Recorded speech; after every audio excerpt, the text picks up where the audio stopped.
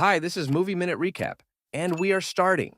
When his Marine brother, Sam Cahill, is presumed dead, Tommy steps in to get closer to in-laws. When Sam comes home traumatized by held in Taliban captivity, jealousy and the buried trauma that binds them will tear them all apart.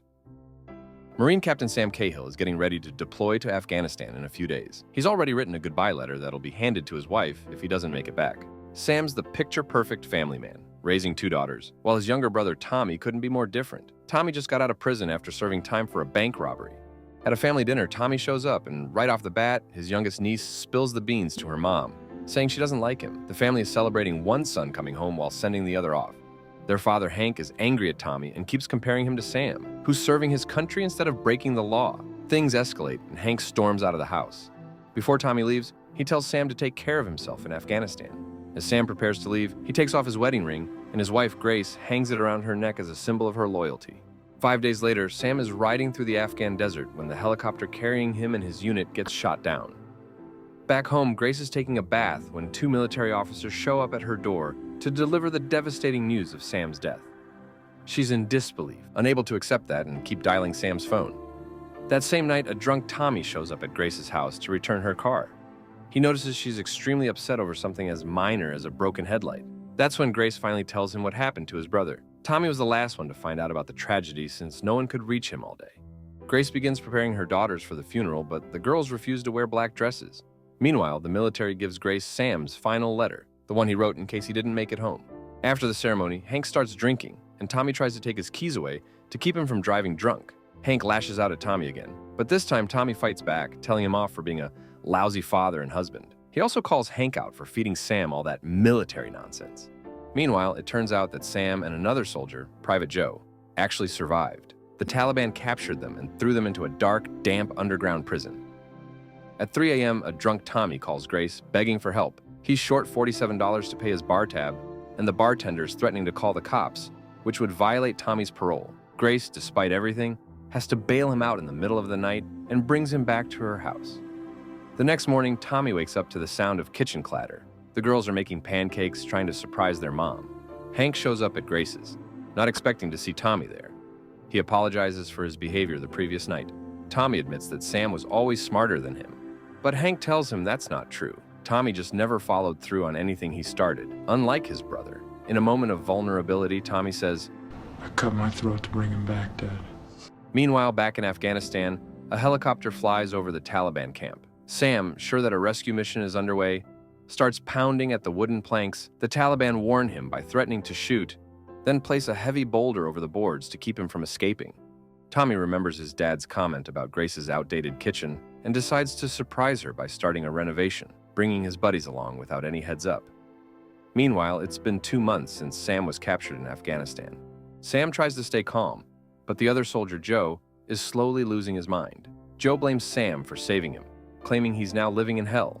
Sam urges Joe not to reveal their ranks to the Taliban under any circumstances. The next day, the Taliban decide to move the prisoners by truck to a new location, where they record a video. In front of them, they force an Afghan man to kneel. He had used a satellite phone to call his pregnant wife, which revealed their location to American forces. Back home, while Grace is still mourning her husband, the renovation continues. Even her daughters start helping with the project. Meanwhile, back in Afghanistan, Sam was tied to a post under the open sky, forced to watch as Joe was tortured with red-hot iron rods. Unable to withstand the agony, Joe recorded a message on camera, saying the Americans had no business in Afghanistan, and took the chance to send a final greeting to his wife and child. He also revealed Sam's secret that he had 2 daughters. Back home, the kitchen renovation was completed just in time for Grace's birthday. Friends and family came together to celebrate, but the absence of one person, Sam, loomed heavy over her heart. As time passed and winter set in, life carried on. That evening, after sharing a joint, Tommy and Grace found themselves reminiscing about their high school days. Out of nowhere, Tommy kissed her passionately. Grace, caught off guard, responded, but then quickly pulled back, embarrassed. She decided to step outside to clear her head, while Tommy, overcome with emotion, broke down in tears. Meanwhile, back in Afghanistan, Sam and Private Joe continue to endure brutal torture. One day, the Taliban give Sam a metal pipe and command him to kill his fellow soldier. Joe has already revealed all he knows and is now seen as a burden to their captors. At first, Sam throws the pipe aside, refusing to carry out the horrific order. But under the threat of being shot himself, and with Afghan militants screaming around him, Sam is forced to beat the already broken Joe to death. The execution is filmed, adding to the psychological torment. Tommy visits Grace again, this time using the excuse of installing decorative moldings in the house. He mentions how he'd love to see the girls more often. Later, Hank stops by and is surprised to see Tommy has become quite the handyman. Meanwhile, in Afghan, the U.S. military launches an attack on the Taliban camp where Sam is being held. One of the Taliban leaders tries to kill Sam, but got shot before he can. The camera that had all the evidence of Sam's captivity burns in the chaos. Sam is finally rescued after the brutal ordeal. Back home, just as Tommy's playing with the girls outside, Grace receives a phone call informing her that Sam is alive. The entire family gathers at the airport to welcome him home. Tommy experiences a mix of joy and sadness. As soon as they get home, the girls excitedly show off their newly remodeled kitchen to Sam. He lies down, holding his wife and daughters tightly. Later, when Grace joins him in the bathroom and kisses his scars, Sam remains emotionally distant. Hank starts noticing that Sam is acting strange, which reminds him of his own return from the Vietnam War and how he distanced himself from his sons. While at the skating rink, Sam thanks Tommy for taking care of his family while he was gone, admitting he didn't expect that from him. Sam praises Grace, but then suddenly asks, "Did you sleep with her?" He suggests he understands how it could have happened, considering everyone thought he was dead. Tommy is shocked and replies, "What's going on in your head that you could think that?" But Sam, paranoid and emotionally scarred, is convinced they slept together. He can't be convinced otherwise. Meanwhile, the family of Joe, the soldier who was killed in captivity, comes to visit the Cahills. Joe's widow shares how she keeps having dreams about both her husband and Sam. In those dreams, she feels a deep anger towards Sam for surviving while her husband didn't, so she came to apologize, feeling guilty for resenting Sam's survival. Sam, however, lies to her, claiming he didn't witness her husband's death and knows nothing about what happened.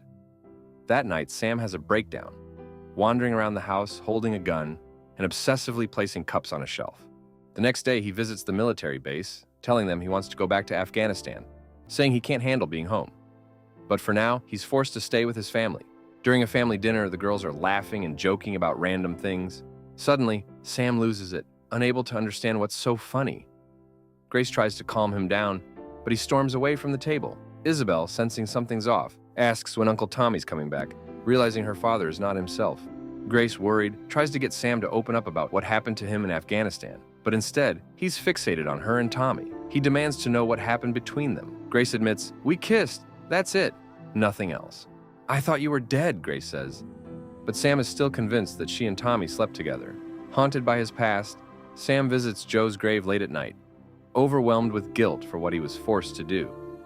The next day, the girls are playing in the yard when Sam returns home. Isabel freezes, afraid of her father, stepping back cautiously. Sam hugs his daughters, assuring them that everything will get better.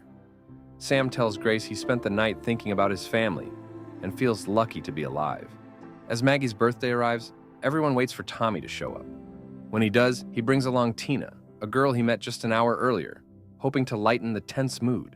The girls get rowdy, and Sam tries to calm them down, but his patience snaps.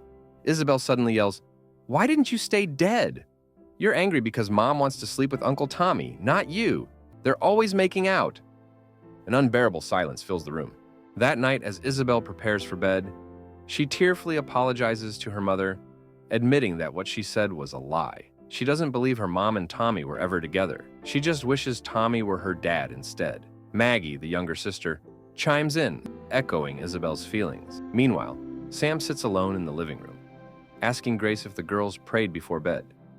But as frustration festers, he snaps and starts smashing their newly remodeled kitchen with a crowbar, consumed by the thought that Grace slept with his brother. He spirals, hitting himself in a fit of rage, haunted by what he had to do to survive. Just as Sam's breakdown intensifies, Tommy walks in and tries to calm him down with a hug. However, Sam pulls a gun on him, threatening his own brother. Police sirens wail in the distance, and officers quickly arrive at the scene. They order Sam to drop the gun, telling him they know he's a war hero. Sam, furious and disoriented, questions why they even showed up. Sam, with the gun to his head, yells back, "What kind of hero am I?" He's on the verge of losing it as he holds the gun to his own temple. Tommy and Grace shout, desperate to stop him from pulling the trigger. At the last moment, Sam throws the gun away, and the police move in to arrest him. As the chaos settles, Grace finally opens the letter Sam wrote before his deployment. In the letter, he pours out his heart, confessing how much he loves her and their daughters, a bittersweet reminder of the man he used to be. Sam makes a call to Tommy from the war veteran's psychiatric clinic, where he's undergoing treatment. The call is a step toward reconciling with his brother, acknowledging the toll of the war and their strained relationship. Meanwhile, Tommy steps in to help with his nieces, while Grace visits Sam at the clinic. During the visit, Grace once again pleads with Sam to open up about what happened during his captivity. She senses that whatever he's holding back is tearing him apart. Finally, Sam confesses, "I killed him. I killed Joe Willis." It's a moment of raw vulnerability as he admits to the killing of his fellow soldier, forced upon him by the Taliban. He questions whether he can ever return to a normal life after such a horrific experience. His confession brings the harsh reality of war home, and while he begins to confront his trauma, the path to healing remains uncertain. Thank you for watching us till the end. Please like and subscribe to my channel for more interesting videos.